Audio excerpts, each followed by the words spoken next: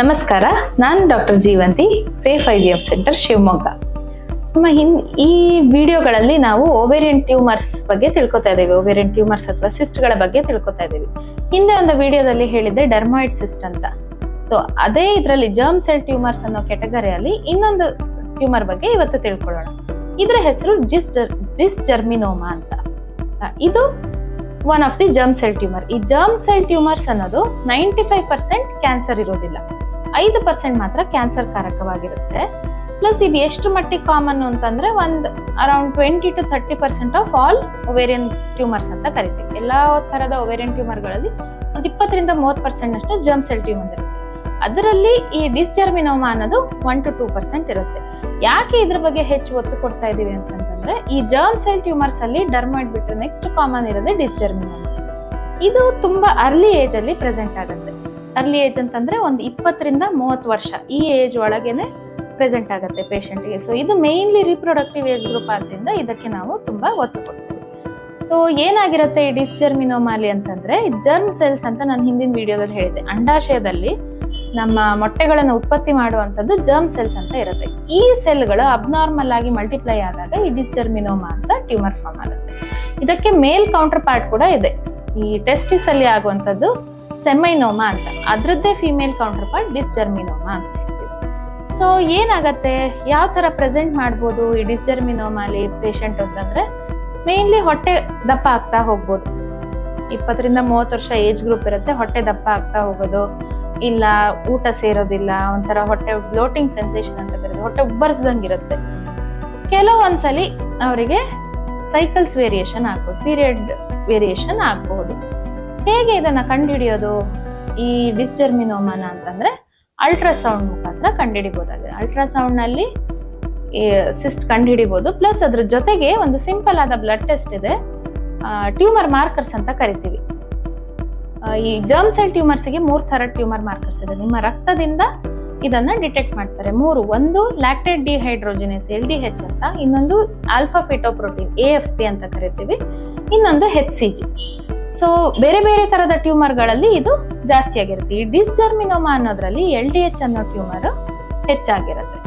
So ಇದು ಹೆಚ್ಚಾಗಿದ್ದು ultrasound ನಲ್ಲಿ ಸಿಸ್ಟ್ ಇತ್ತು ಅಂತಂದ್ರೆ ಅದನ್ನ ಡಿಸ್ಜರ್ಮಿನೋಮಾ ಅಂತ ಕನ್ಸಿಡರ್ ಮಾಡ್ಬೋದು. ಬಹುತೇಕ ಇದು ಒಂದೇ ಸೈಡ್ ಇರುತ್ತೆ ಡಿಸ್ಜರ್ಮಿನೋಮಾ ಅನ್ನೋದು. ಅಪರೂಪಕ್ಕೆ 2 ಸೈಡ್ ನಲ್ಲಿ 2 ಅಂಡಾಶಯಗಳಲ್ಲಿ ಆಗ್ಬೋದು. ಕೆಲವೊಂದ್ಸಲಿ ಏನಾಗುತ್ತೆ, ಸಡನ್ ಆಗಿ ಅವರಿಗೆ ನೋವು ಉಂಟಾಗೋದು ಅಥವಾ ಸಡನ್ ಪೇಯ್ನ್, ತುಂಬಾ ತಲೆ ಸುತ್ತ ಬರೋಂಥದ್ದು, ವಾಂತಿ ಆಗೋದು, ಈ ತರ ಎಲ್ಲ ಆದಾಗ ನಾವು ಈ ಟ್ಯೂಮರು ಟಾರ್ಷನ್ ಅಂತ ಹೇಳಿದ್ದೆ ನಾನು ಮುಂಚಿನ ವಿಡಿಯೋದಲ್ಲಿ. ಟಾರ್ಷನ್ ತನ್ನಷ್ಟಕ್ಕೆ ತಾನೇ ಸುತ್ತಕೊಳ್ಳೋ ಅಂಥದ್ದು. ಸೊ ಟಾರ್ಷನ್ ಆಗಿರ್ಬೋದು, ಅಥವಾ ಯಾವ್ದಾದ್ರು ಒಂದು ಆ ಸಿಸ್ಟ್ನೊಳಗೆ ಹೆಮರೇಜ್ ಅಂದ್ರೆ ಬ್ಲೀಡಿಂಗ್ ಆಗಿರ್ಬೋದು. ಸೊ ಈ ತರ ಆದಾಗ ಸಡನ್ ಅಕ್ಯೂಟ್ ಆನ್ಸೆಟ್ ಪೇಯ್ನ್ ಇರುತ್ತೆ. ಇದನ್ನ ಕಂಡಿಡ್ದಾದ್ಮೇಲೆ ಇನ್ನೇನ್ ಇದ್ರ ಜೊತೆ ನಾವು ವರಿ ಮಾಡ್ಕೋಬೇಕು ಅಂತಂದ್ರೆ, ಒಂದು 5% ಜನರಲ್ಲಿ ಈ ಡಿಸ್ಜರ್ಮಿನೋಮಾ ಇರೋರಲ್ಲಿ ಕ್ಯಾರಿಯೋಟೈಪ್ ಅಂದ್ರೆ ನಮ್ಮ ವರ್ಣತಂತುಗಳಲ್ಲಿ ವ್ಯತ್ಯಾಸ ಇರೋ ಸಾಧ್ಯತೆ ಇರುತ್ತೆ. ಸೊ ನಾವು ಈಗ ಈ ಡಿಸ್ಜರ್ಮಿನೋಮಾಲಿ ಕ್ಯಾರಿಯೋಟೈಪ್ ನ ನಾರ್ಮಲ್ ಇದೆಯಾ ಇಲ್ವಾ ಅಂತ ಬೇಕಾದ್ರೆ ಕನ್ಫರ್ಮ್ ಮಾಡ್ಕೋಬೇಕು. ಯಾವುದು ಅಂತಂದ್ರೆ ಟರ್ನರ್ ಸಿಂಡ್ರೋಮ್ ಮತ್ತೆ ಕ್ಲೈನ್ಫೆಲ್ಟರ್ ಸಿಂಡ್ರೋಮ್, ಇನ್ನೊಂದು ಸ್ವಯರ್ ಸಿಂಡ್ರೋಮ್ ಅಂತ ಇದೆ. ಟರ್ನರ್ ಸಿಂಡ್ರೋಮ್ ಅಲ್ಲಿ ನಾರ್ಮಲ್ ವರ್ಣತಂತು ಹೆಣ್ಣು ಮಕ್ಕಳಲ್ಲಿ 46XX ಕ್ರೋಮೋಸೋಮ್ಗಳಿದ್ರೆ ಟರ್ನರ್ಸ್ ಅಲ್ಲಿ 45X ಇರುತ್ತೆ. ಅದೇ ಕ್ಲೈನ್ಫೆಲ್ಟರ್ಸ್ ನಲ್ಲಿ ಏನಾಗಿರುತ್ತೆ 47XXY ಆಗಿರುತ್ತೆ. ಸೊ ಈ ತರ ಕ್ಯಾರಿಯೋಟೈಪಿಂಗ್ ನಾರ್ಮಲ್ ಇದೆಯಾ ಇಲ್ವಾ ಅಂತ ಒಂದು ಕನ್ಫರ್ಮ್ ಮಾಡ್ಕೋಬೇಕು. ಟ್ರೀಟ್ಮೆಂಟ್ ಏನಪ್ಪಾ ಅಂತಂದ್ರೆ, ಆ ಟ್ಯೂಮರ್ ನ ತೆಗೆಯುವಂಥದ್ದು. ಬಹುತೇಕ ಕ್ಯಾನ್ಸರ್ ಇರೋದಿಲ್ಲ, ಬಹುತೇಕ ಮಟ್ಟಿಗೆ ಬಿನೈನ್ ಇರುತ್ತೆ. ಸೊ ಆ ಟ್ಯೂಮರ್ ನ ಆ ಒಂದು ಸೈಡ್ ಅಂಡಾಶಯ ಟ್ಯೂಮರ್ ಪ್ಲಸ್ ಟ್ಯೂಬ್ ನ ತೆಗೆಯುವಂಥದ್ದು ಫರ್ಟಿಲಿಟಿ ಕನ್ಸರ್ವಿಂಗ್ ಸರ್ಜರಿ. ಸೊ ಇನ್ನೊಂದು ಸೈಡ್ ನಾರ್ಮಲ್ ಇತ್ತು ಆಪರೇಷನ್ ಟೈಮ್ ಅಲ್ಲಿ ಅಂತಂದ್ರೆ ಆ ಸೈಡ್ ನ ಹಾಗೆ ಬಿಡ್ಬೋದು. ಒಂದು 20 ರಿಂದ 25% ನಷ್ಟು, 15 ರಿಂದ 25% ನಷ್ಟು ರಿಕರೆನ್ಸ್ ಅಂದ್ರೆ ಮತ್ತೆ ಹುಟ್ಟುಕೊಳ್ಳುವಂತ ಚಾನ್ಸ್ ಇರುತ್ತೆ. ಇನ್ನೊಂದ್ ಸೈಡ್ ಏನ್ ಅಂಡಾಶಯ ಬಿಟ್ಟಿರ್ತೀವಲ್ಲ ಅದರಲ್ಲಿ ಆಗುವಂತ ಟೆಂಡೆನ್ಸಿ ಇರುತ್ತೆ. ಬಟ್ ಒಂದು ಖುಷಿಯ ಸಂಗತಿ ಏನಂತಂದ್ರೆ, ಈ ಟ್ಯೂಮರ್ ಕೀಮೋಥೆರಪಿ ಅಂತ ಏನ್ ಕೊಡ್ತೀವಿ, ಇಂಜೆಕ್ಷನ್ಸ್ ಕೊಟ್ಟು ಮೆಡಿಸಿನ್ಸ್ ಕೊಟ್ಟು ಈ ಟ್ಯೂಮರ್ಸ್ ನ ಕರಗಿಸೋ ಸಾಧ್ಯತೆ ಇದೆ ಅರ್ಲಿ ಸ್ಟೇಜಸ್ ಅಲ್ಲಿ ಇದ್ದಾಗ.